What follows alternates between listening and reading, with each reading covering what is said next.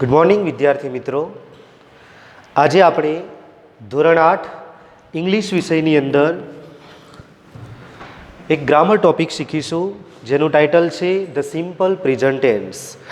Simple present tense એટલે કે સાદો વર્તમાનકાળ. તમે અગાઉના ચેપ્ટર્સમાં સાદો વર્તમાનકાળ શીખી ગયા છો. ધોરણ 6 અને 7ની અંદર પણ તમે સિમ્પલ પ્રેઝન્ટ ટેન્સ વિશે ઘણું બધું શીખ્યા છો. આજે ધોરણ 8માં ફરીથી એકવાર સિમ્પલ પ્રેઝન્ટ ટેન્સ શીખવા જઈ રહ્યા છીએ. તો હું તમને સિમ્પલ પ્રેઝન્ટ ટેન્સ એટલે કે સાદા વર્તમાનકાળના પુનરાવર્તન સ્વરૂપે અગાઉ આપણે જે કંઈ પણ શીખી ગયા છીએ એની થોડીક માહિતી આપીશ અને ત્યારબાદ એની એક્સરસાઇઝ જોઈશું આપણે. તો સૌ પ્રથમ જોઈએ કે સાદા વર્તમાનકાળનો ઉપયોગ શું? તો તમને ખ્યાલ છે કે સાદા વર્તમાનકાળનો ઉપયોગ એ રોજિંદી ક્રિયાઓ દર્શાવવા માટે થાય છે. મતલબ કે આપણે સવારમાં ઉઠીએ અને રાત્રે ઊંઘીએ ત્યાં સુધી આપણે જે કોઈ પણ ક્રિયાઓ કરીએ છીએ એ તમામ ક્રિયાઓ આપણી ડેઇલી એક્ટિવિટીઝ કહેવાય છે ઇંગ્લિશની અંદર. તો આ રોજિંદી ક્રિયાઓને ઇંગ્લિશમાં દર્શાવી હોય તો સિમ્પલ પ્રેઝન્ટ ટેન્સ એટલે કે સાદા વર્તમાનકાળનો ઉપયોગ થાય છે. ત્યારબાદ સનાતન સત્યની બાબતો જેમ કે સૂર્ય પૂર્વમાં ઉગે છે, સૂર્ય પશ્ચિમમાં આથમે છે, કે આ જે બધી બાબતો છે, પૃથ્વી સૂર્યની આસપાસ ફરે છે, આવી સનાતન સત્યની બાબતો કે જેનો દુનિયાએ સ્વીકાર કરેલો છે એને કોઈ ખોટું કહી શકે એમ નથી. તો આવી ભૌગોલિક બાબતો કે જે સનાતન સત્ય છે તો એ બાબતોને પણ તમારે ઇંગ્લિશમાં દર્શાવી છે તો સાદા વર્તમાનકાળનો ઉપયોગ કરશો. ત્યારબાદ ગુજરાતીની અંદર આપણે જોઈએ તો રૂઢિપ્રયોગો કે કહેવતો તો એને તમારે ઇંગ્લિશમાં રજૂ કરવી છે તો એ પણ તમે સાદા વર્તમાનકાળ દ્વારા રજૂ કરી શકશો. આ સિવાય ગણિત અને વિજ્ઞાન આ બંને વિષયના નિયમો કે સિદ્ધાંતોને જો તમારે રજૂ કરવા છે ઇંગ્લિશમાં તો પણ સિમ્પલ પ્રેઝન્ટ ટેન્સનો ઉપયોગ થાય છે. તો વિદ્યાર્થી મિત્રો, સાદા વર્તમાનકાળના આ ઉપયોગોને ધ્યાનમાં રાખી અને આપણે એ ઉપયોગને લગતા વાક્યો જો ઇંગ્લિશમાં બનાવીએ તો એ સિમ્પલ પ્રેઝન્ટ ટેન્સની વાક્યરચના પ્રમાણે રજૂ થતા હોય છે. અહીંયા એક કોષ્ટક આપેલું છે મેં કે જેમાં પુનરાવર્તન સ્વરૂપે એક કોષ્ટક બનાવી છે કે જેમાં વિધાન વાક્યમાં વપરાતું ક્રિયાપદનું રૂપ, નકાર અને પ્રશ્નાર્થ વાક્યમાં વપરાતું સહાયકારક ક્રિયાપદ અને કાળના ઓળખદર્શક શબ્દો આ બધી જ બાબતોને એક કોષ્ટકમાં મેં આપેલા છે. તો એ સમજી અને આપણે આગળ વધીએ. તો સિમ્પલ પ્રેઝન્ટ ટેન્સ કે જેના વિધાન વાક્યમાં ક્રિયાપદનું રૂપ બે પ્રકારનું જોવા મળે છે. તમને એ પણ ખ્યાલ છે કે ક્રિયાપદ બે પ્રકારનું આવે છે. V1 એટલે કે મૂળ ક્રિયાપદ. જસ્ટ એક એક્ઝામ્પલ તરીકે ગો મૂળ ક્રિયાપદ છે, આ વર્બ 1 છે, પણ એ ગો ક્રિયાપદને હું એસ કે ઈએસ લગાવું તો એ પણ નિયમો તમને ખ્યાલ હશે કે ગોને એસ કે ઈએસ લાગે છે, ઈએસ લાગે છે સોરી. કેમ કે ગોની પાછળ ઓ આપેલો છે. આપણે એસ કે ઈએસ પ્રત્યય લગાડવાના નિયમો અગાઉના ધોરણોમાં શીખી ગયા છીએ કે જે ક્રિયાપદને અંતે double S, SH, CH, x કે ઓ આપેલો હોય તેની પાછળ ઈએસ પ્રત્યય લાગે. તો અહીંયા ગોની પાછળ ઓ આપેલો હોવાથી ગોને ઈએસ લાગશે. પણ આ બે પ્રકારનું જે ક્રિયાપદ છે એમાંથી વર્બ 1 કોની સાથે મૂકવું એટલે કે ગો મૂળ ક્રિયાપદ કોની સાથે મૂકવું અને એસ કે ઈએસ પ્રત્યયવાળું ક્રિયાપદ કોની સાથે મૂકવું એ પણ આપણે અગાઉના ધોરણમાં શીખ્યા છીએ. તો તમને વિદ્યાર્થી મિત્રો એ પણ ખ્યાલ હશે કે કર્તા આઈ, વી, યુ અને ધે આ ચાર કર્તાની સાથે ક્રિયાપદનું વર્બ 1 વાળું રૂપ આવે છે. જ્યારે હી, સી અને ઈટ આ ત્રણ કર્તાની સાથે ક્રિયાપદનું એસ કે ઈએસ પ્રત્યય વાળું રૂપ આવે છે. તો આપણે આ બાબતને ખાસ ધ્યાનમાં રાખવાની છે. જ્યારે તમે પ્રેઝન્ટ ટેન્સની એક્સરસાઇઝનું સોલ્યુશન કરો એ વખતે આ બાબતની મનમાં યાદ રાખવાની છે કે જો આપેલ વાક્યનો કર્તા આઈ, વી, યુ કે ધે આપેલો છે તો આ ચાર કર્તાની સાથે આપણે ક્રિયાપદનું મૂળરૂપ મૂકીશું. મતલબ કે ગો ક્રિયાપદ છે તો આઈની સાથે ગો આવશે કેમ કે વર્બ 1 છે. આઈ ગો એટલે હું જાઉં છું, વી ગો એટલે અમે જઈએ છીએ, યુ ગો એટલે તું જાય છે અથવા તમે જાઓ છો અને ધે ગો એટલે તેઓ જાય છે. પણ એ જ ગો ક્રિયાપદ જો હી, સી કે ઈટની સાથે હોય ત્યારે આપણે ગો લખી શકતા નથી, પરંતુ હી, સી અને ઈટ એ ત્રીજા પુરુષ એક વચનના કર્તા છે અને ત્રીજા પુરુષ એક વચનના કર્તાની સાથે ક્રિયાપદને એસ કે ઈએસ પ્રત્યય લાગે છે. એટલે આપણે એ જ જોવાનું, જ્યારે પણ ખાલી જગ્યાઓ પૂરીએ એ વખતે આપણે સૌ પ્રથમ એ જોવાનું છે કે વાક્યમાં આપેલો કર્તા કોણ છે. તો વાક્યમાં આપેલો કર્તા તમે ઓળખશો એટલે તમને ખ્યાલ આવશે કે મારે ક્રિયાપદ જે કાઉન્સમાં આપ્યું છે એનું વર્બ વનનું રૂપ મૂકવું કે મારે એને એસ કે ઈએસનું રૂપ લગાડવું. તો હી એ પુરુષવાચક સર્વનામ છે. તમને હી આપેલો હોય કે હીની જગ્યાએ કોઈ પુરુષનું નામ આપેલું હોય, રાહુલ, અજય, રોનક, મિસ્ટર શર્મા, માય ફાધર, એ હી સર્વનામના કર્તા છે. તો આવા નાઉન આપેલા હોય પુરુષવાચક કે સર્વનામ તરીકે હી આપેલો હોય ત્યારે ક્રિયાપદને એસ કે ઈએસ લગાડવો. તો હી ગો નહીં આવે પણ હી ગોઝ આવશે. રોનક ગોઝ, રાહુલ ગોઝ. એ જ રીતે શી કરતા આપેલો હોય, મતલબ કે શી એ સ્ત્રીવાચક સર્વનામ છે. કોઈ છોકરીનું નામ આપ્યું હોય, રાધા, નેહા, નેન્સી, જયા, આશા, તો છોકરીઓના જે નામ છે એ સ્ત્રીલિંગ નામ ધરાવે છે. તો અહીંયા એનું સર્વનામ શી છે. તમને શી આપ્યું હોય કે કોઈ સ્ત્રીનું નામ આપેલું હોય તો એની સાથે ક્રિયાપદને એસ કે ઈએસ લાગશે, તો એની સાથે પણ ગોઝ આવશે. She goes, Radha goes, Asha goes. It, it એ પુરુષ અને સ્ત્રી સિવાય, મતલબ કે પુલ્લિંગ અને સ્ત્રીલિંગ સિવાયની અન્ય જાતિ માટે વપરાય છે. મતલબ કે કોઈ વસ્તુનું નામ આપ્યું હોય, કોઈ પ્રાણીનું નામ આપ્યું હોય, કોઈ પક્ષીનું નામ આપ્યું હોય કે કોઈ પદાર્થનું નામ આપ્યું હોય ત્યારે એનું સર્વનામ ઈટ ગણવામાં આવે છે અને ઈટની સાથે પણ ક્રિયાપદને એસ કે ઈએસ પ્રત્યય લાગે છે. તો વિદ્યાર્થી મિત્રો, અહીંયા આપણે જોઈએ કે વિધાન વાક્યમાં વર્બ વન અને એસ કે ઈએસ કોની સાથે આવે છે એ સમજી ગયા. ત્યારબાદ હવે આપણે જોઈએ કે નકાર અને પ્રશ્નાર્થ વાક્યમાં વપરાતું સહાયકારક ક્રિયાપદ. તો સાદા વર્તમાન કાળના નેગેટિવ એન્ડ ઇન્ટ્રોગેટિવ સેન્ટેન્સીસ પણ તમે અગાઉના ધોરણમાં શીખેલા છો. તો નકાર અને પ્રશ્નાર્થ વાક્ય બનાવતી વખતે ડુ અને ડજ નામના બે સહાયકારક ક્રિયાપદોનો ઉપયોગ થાય છે, જેને ઇંગ્લિશમાં હેલ્પિંગ વર્બ્સ તરીકે આપણે ઓળખીએ છીએ. તો આ ડુ કોની સાથે આવશે અને ડજ કોની સાથે આવશે એ પણ આપણે જોવાનું છે, કેમ કે અહીંયા પણ બે હેલ્પિંગ વર્બ આપેલા છે.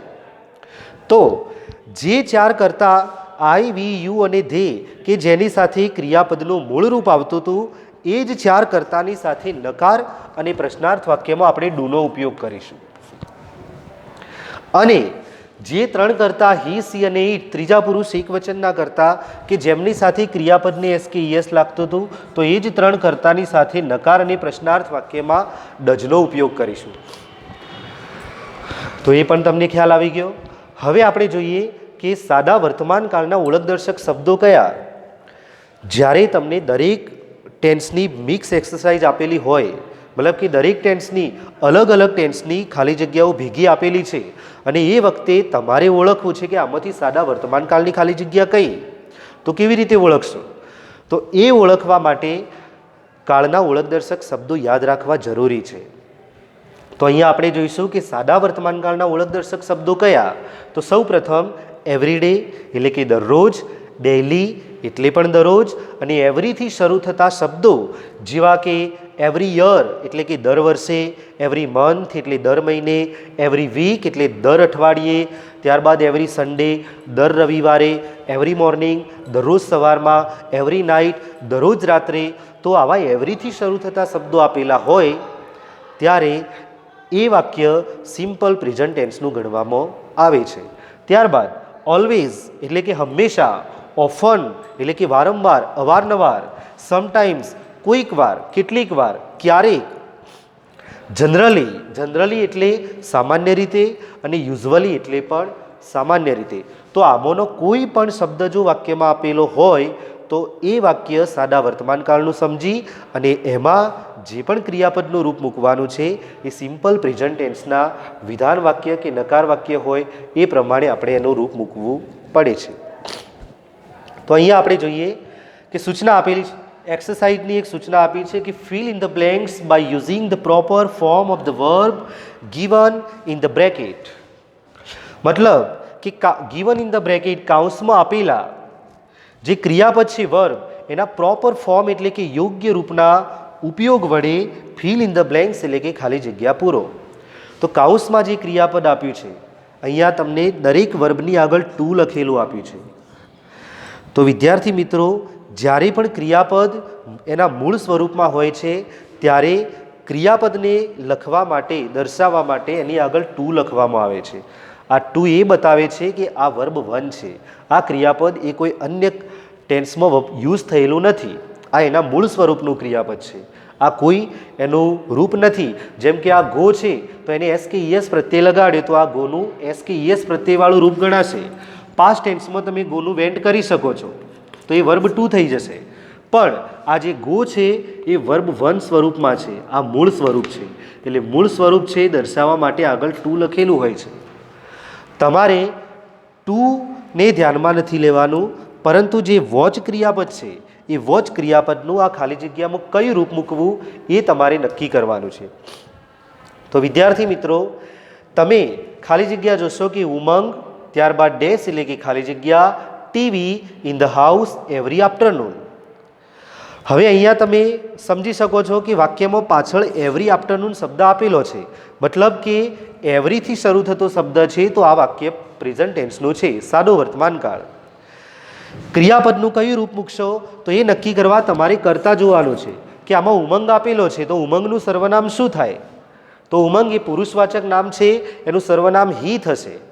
તો હીની સાથે ક્રિયાપદને એસ કે ઈએસ પ્રત્યય લાગશે, એટલે ઉમંગની સાથે જે ક્રિયાપદ આવશે એ એસ કે ઈએસ પ્રત્યયવાળું આવશે. તો અહીંયા વોચ ક્રિયાપદ આપ્યું છે અને એસ કે ઈએસ લગાડવો પડશે. તો હવે આપણે જોઈએ કે એને એસ લાગશે કે ઈએસ લાગશે. તો અહીંયા તમે જુઓ, એના નિયમો તરફ જઈએ તો પાછળ CH આપેલું છે, એટલે આપણે એનો નિયમ યાદ કરીએ કે જે ક્રિયાપદની પાછળ double S, SH, CH, X કે એવું આપેલું હોય તેની પાછળ ES પ્રત્યય લાગે. તો આ ક્રિયાપદની પાછળ CH આપેલું છે, મતલબ કે આ ક્રિયાપદને ES લાગશે. તો વોચ ક્રિયાપદનું આપણે રૂપ લખીશું, એ વખતે વોચીસ થઈ જશે. ત્યારબાદ બીજી ખાલી જગ્યા જોઈએ તો sometimes I dash by bus. હવે અહીંયા સમટાઈમ્સ શબ્દ આપ્યો છે, તો સમટાઈમ્સ શબ્દ પણ સાદા વર્તમાનકાળનો ઓળખ દર્શક શબ્દ છે. તો આ ખાલી જગ્યા પણ સાદા વર્તમાનકાળની થઈ. હવે એમાં કરતા આઈ આપેલો છે, તો આઈની સાથે ક્રિયાપદનું કયું રૂપ આવશે? તો અહીંયા તમે જોઈ શકો છો કે આઈની સાથે ક્રિયાપદનું મૂળ રૂપ આવે છે વર્બ 1. તો આઈની સાથે જે ક્રિયાપદ છે એ તેના મૂળ સ્વરૂપમાં જ મૂકવું પડશે, મતલબ કે ટ્રાવેલ ક્રિયાપદ છે તો આપણે ટ્રાવેલ એમનું એમ જ લખીશું. આઈ ટ્રાવેલ બાય બસ, એટલે કે હું બસ દ્વારા મુસાફરી કરું છું. ત્રીજી ખાલી જગ્યા છે કે રોહિત એન્ડ મોનાક્ષ. તો Rohit and Monaksh dash chess every day. કાઉસમાં ક્રિયાપદ આપ્યું છે પ્લે. તો અહીંયા જોઈએ કે રોહિત એન્ડ મોનાક્ષ 2 નામ આપેલા છે. જ્યારે 2 નામ આપેલા હોય એટલે કરતા, મતલબ કે બહુવચન છે અહીંયા, તો 2 નામ છે એટલે બહુવચનનો કરતા થશે ધે. આ હી, સી અને ઈટ એ પુલ્લિંગ એક વચન સર્વનામ છે અને એનું બહુવચન ધે થશે. તો જો અહીંયા કદાચ રોહિતનું એક જ નામ આપેલું હોત તો એનું સર્વનામ હી ગણાય, મોનાક્ષનું નામ એક જ આપ્યું હોય તો સર્વનામ હી ગણાય. પણ રોહિત એન્ડ મોનાક્ષ 2 છોકરાઓના નામ હોય, 2 છોકરીઓના નામ હોય કે બહુવચન કોઈ નામ હોય, વિદ્યાર્થીઓ, બાળકો, છોકરાઓ, છોકરીઓ, તો એનો સર્વનામ ધે ગણાય છે. અહીંયા રોહિત એન્ડ મોનાક્ષનું સર્વનામ ધે ગણાશે. એટલે આપણે જે ક્રિયાપદ આપ્યું છે પ્લે, એ પ્લેનું કયું રૂપ મૂકીશું? તો જોઈએ કે ધેની સાથે ક્રિયાપદનું મૂળ રૂપ આવે છે V1. તો અહીંયા પ્લે ક્રિયાપદ એમનું એમ જ આવશે. ત્યારબાદ ચોથી ખાલી જગ્યા છે કે Nancy dash in dancing competition every year. ક્રિયાપદ આપ્યું છે ટેક પાર્ટ, એટલે કે ભાગ લેવો. નેન્સી દર વર્ષે નૃત્ય સ્પર્ધામાં ભાગ લે છે, આવું વાક્ય બનાવવાનું છે. અહીંયા તમે સર્વનામ ક્રિયા ઓળખ દર્શક શબ્દ જોશો એવરી યર, તો એવરી યર પણ સાદા વર્તમાનકાળનો ઓળખ દર્શક શબ્દ છે. અહીંયા ક્રિયાપદનું રૂપ મૂકવું છે તો નેન્સી સર્વનામ, નેન્સીનું સર્વનામ શું થશે? તો નેન્સી એ છોકરીનું નામ છે એટલે એનું સર્વનામ શી થશે. તો અહીંયા શીની સાથે ક્રિયાપદને એસ કે ઈએસ પ્રત્યય લાગશે, મતલબ કે ટેક પાર્ટ ક્રિયાપદને આપણે એસ કે ઈએસ લગાવવો પડશે. તો ટેક પાર્ટ, એમાં પાર્ટ એ નાઉન બની જાય છે, ટેક પાર્ટ ભાગ લેવો. અહીંયા આ ક્રિયાપદની એસ કે ઈએસ પ્રત્યય પાછળ નથી લાગતો પણ ટેકની પાછળ લાગશે, તો ક્રિયાપદ બનશે ટેક્સ પાર્ટ. ત્યારબાદ my father dash to his office at 9 AM.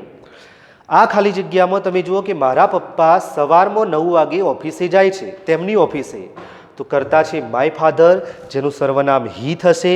હીની સાથે ક્રિયાપદને એસ કે ઈએસ પ્રત્યય લાગશે. તો અહીંયા ક્રિયાપદ ગો છે, એને એસ કે ઈએસ લગાવવું પડશે.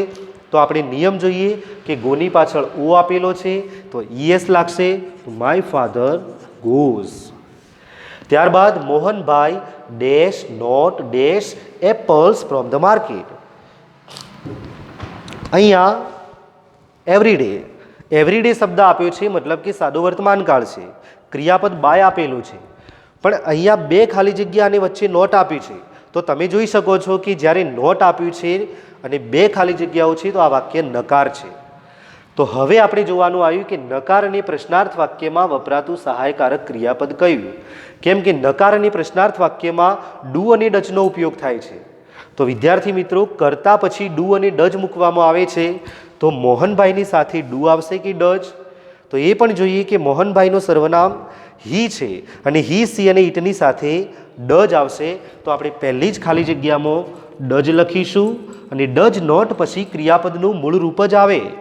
નકાર અને પ્રશ્નાર્થમાં એસ કે ઈએસ પ્રત્યય હોય તો પણ નીકળી જાય છે અને વર્બ વન જ આવે છે.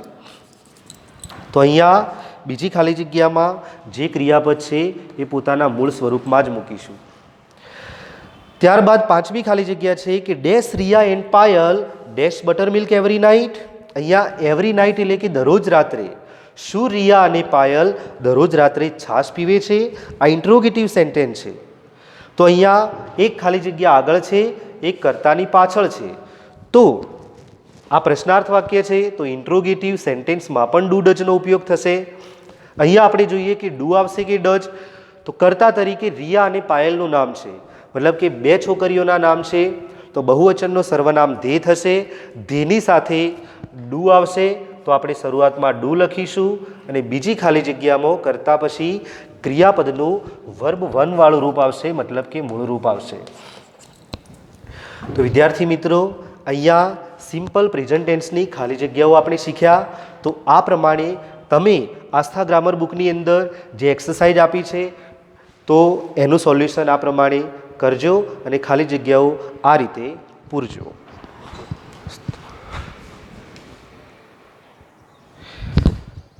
તો વિદ્યાર્થી મિત્રો, આપણે સિમ્પલ પ્રેઝન્ટ ટેન્સની ખાલી જગ્યાઓ પૂરતા શીખ્યા. હવે આપણે જોઈશું આગળની એક્સરસાઇઝ કે જેમાં assertive, negative and interrogative sentences and short answers with yes or no. મતલબ કે અસેટિવ એટલે વિધાન વાક્ય, નેગેટિવ એટલે નકાર વાક્ય, ઇન્ટ્રોગેટિવ એટલે પ્રશ્નાર્થ વાક્ય, સેન્ટેન્સીસ એટલે વાક્યો.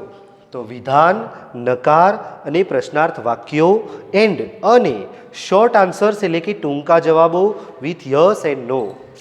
તમે ધોરણ 6 અને 7માં નેગેટિવ, ઇન્ટ્રોગેટિવ સેન્ટેન્સ, એના યસ નો આન્સર્સ, ત્યારબાદ WH ક્વેશ્ચન પણ શીખી ગયા છો. તો અહીંયા એનું એક પુનરાવર્તન જોઈ લઈએ. સેન્ટેન્સ અહીંયા આપેલું છે કે mister Sharma teaches us English in the school every day. તો એનું ટ્રાન્સલેશન કરીએ કે શ્રીમાન શર્મા દરરોજ શાળામાં અમને અંગ્રેજી ભણાવે છે, અથવા શ્રીમાન શર્મા અમને દરરોજ શાળામાં અંગ્રેજી ભણાવે છે. હવે આપણે એને નકાર બનાવવું છે. તો વાક્ય એમ થશે કે શ્રીમાન શર્મા અમને દરરોજ શાળામાં અંગ્રેજી ભણાવતા નથી. તો નકાર વાક્ય બનાવવા માટે આપણે ડુ અને ડજનો ઉપયોગ કરવો પડશે.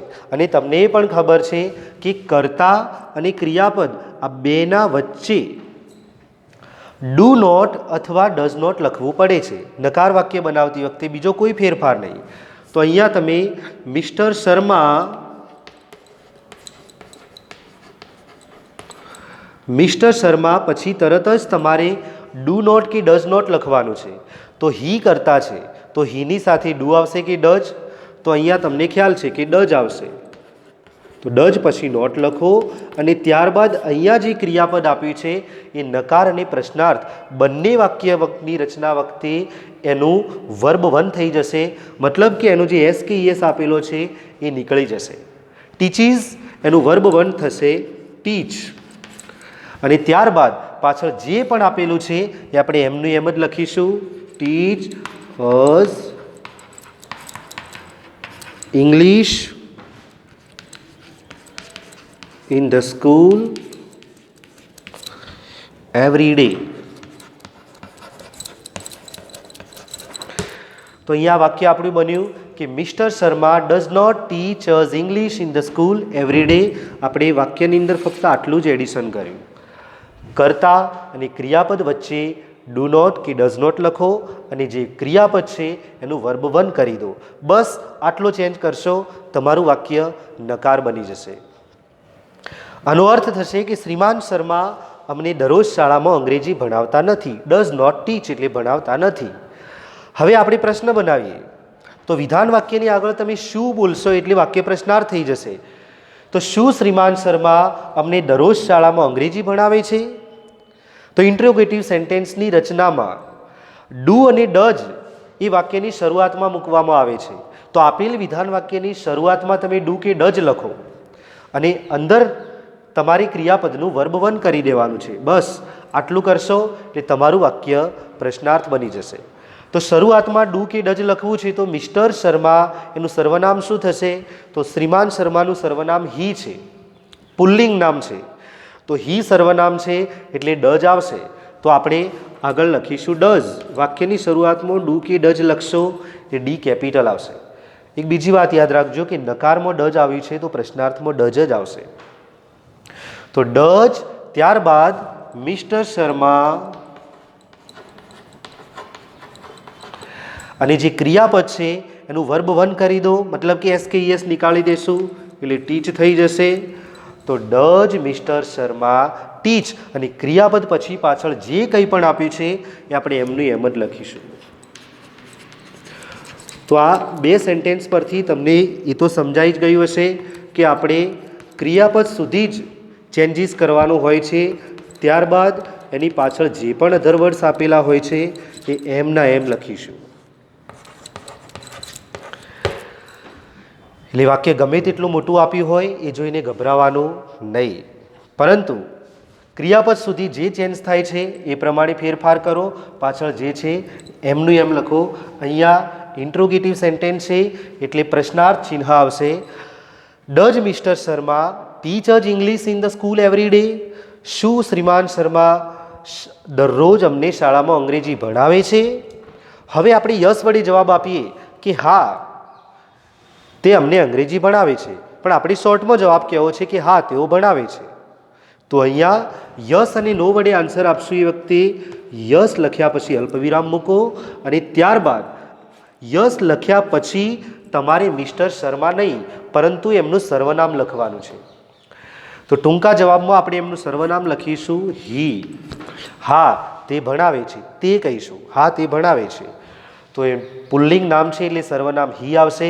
જો અહીંયા છોકરીનું નામ આપ્યું હોત કે સ્ત્રીનું નામ આપ્યું હોત તો સર્વનામ શી આવે.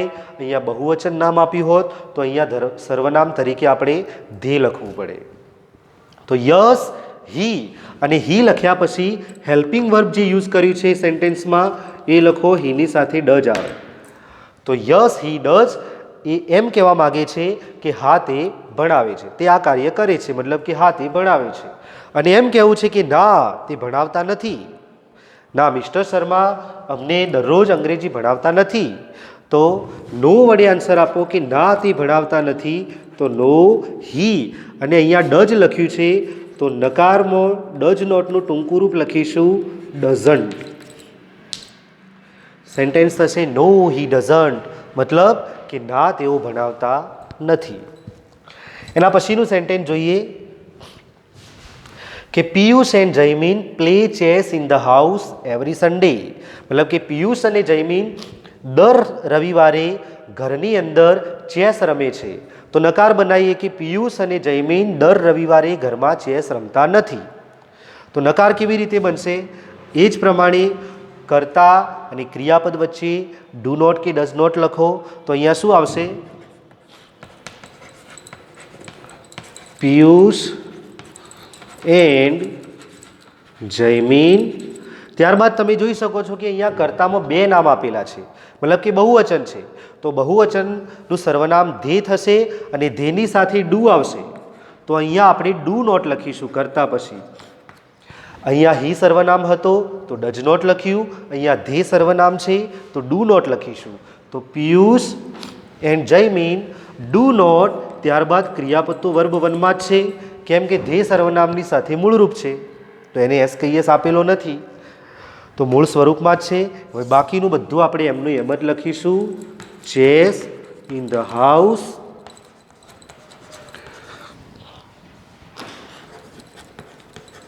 Every Sunday. આનો અર્થ થશે કે પિયુષ અને જયમીન દર રવિવારે ઘરમાં ચેસ રમતા નથી. હવે પ્રશ્નાર્થ વાક્ય કરીએ કે શું પિયુષ અને જયમીન દર રવિવારે ઘરની અંદર ચેસ રમે છે? તો ઇન્ટ્રોગેટિવ કરશું, એ વખતે ડુ અને ડઝ વાક્યની શરૂઆતમાં આવશે. તો પિયુષ એન્ડ જયમીન એ બહુવચન નામ છે, એટલે શરૂઆતમાં આપણે ડુ મૂકીશું, કેમ કે સર્વનામ ધે છે. તો ડુ પિયુષ એન્ડ જયમીન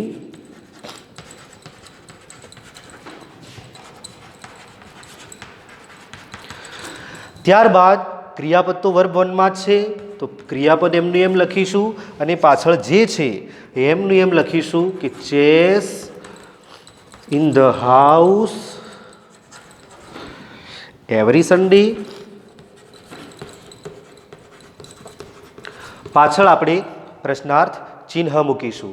હવે આપણે કહેવું છે કે હા પિયુષ અને જયમીન ચેસ રમે છે, મતલબ કે હા તેઓ રમે છે.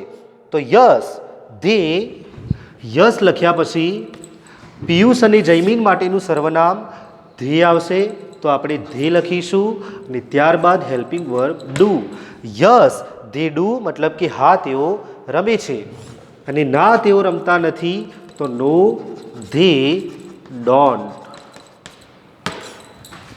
તો અહીંયા વાક્ય થશે નો ધે ડોન્ટ. આ જ રીતે અહીંયા ત્રીજું વાક્ય આપેલું છે કે આઈ read a newspaper on the terrace every morning.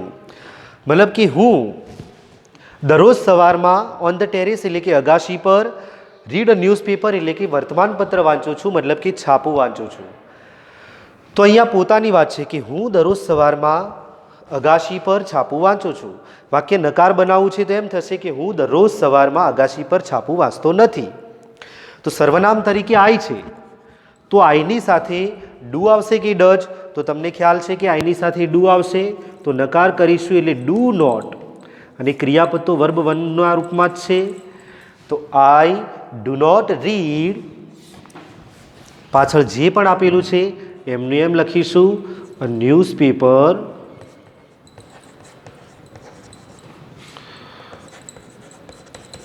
On the terrace every morning. આનો અર્થ થશે કે હું દરરોજ સવારમાં અગાશી પર છાપું વાંચતો નથી. હવે પ્રશ્ન કરવો છે, તો આપણે પોતાને પ્રશ્ન કરીશું નહીં કે શું હું દરરોજ સવારમાં અગાશી પર છાપું વાંચું છું, એવો પ્રશ્ન આપણે કરીશું નહીં, પણ આપણે સામેનાને પ્રશ્ન કરીએ કે શું તમે અથવા શું તું દરરોજ સવારમાં અગાશી પર છાપું વાંચે છે?